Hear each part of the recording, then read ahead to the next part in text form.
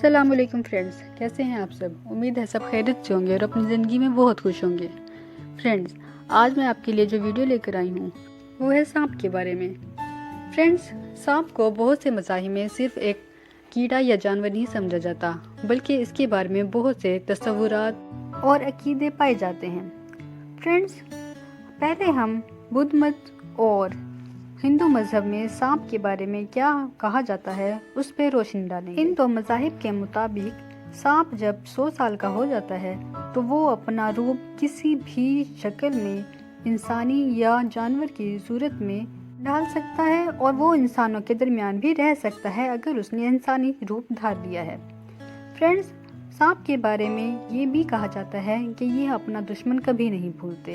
اپنے دشمن سے بدلہ لینے کے لیے یہ کئی عرصے تک اس کا پیچھا کرتا رہتا ہے اور جب تک بدلہ نہیں لے لیتا یہ چین سے نہیں بیٹھتا۔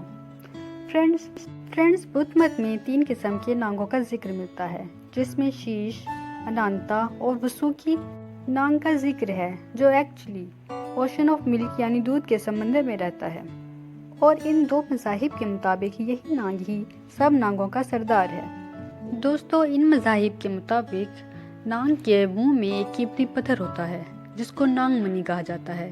یہی قیمتی پتھر حاصل کرنے کے لیے بہت سے لوگ اپنی جان تک گنوا دیتے ہیں۔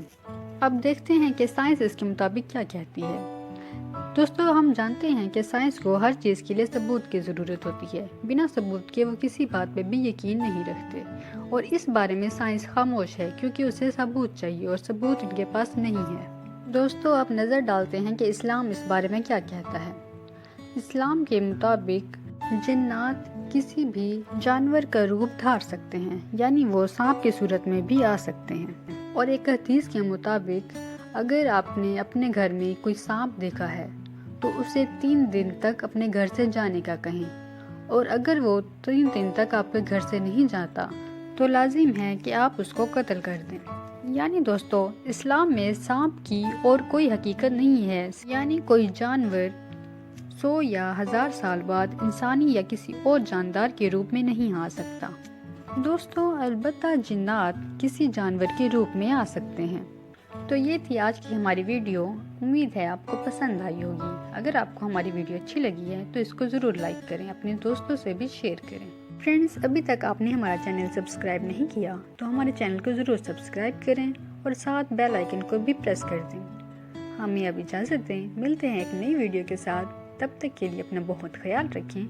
اللہ حافظ۔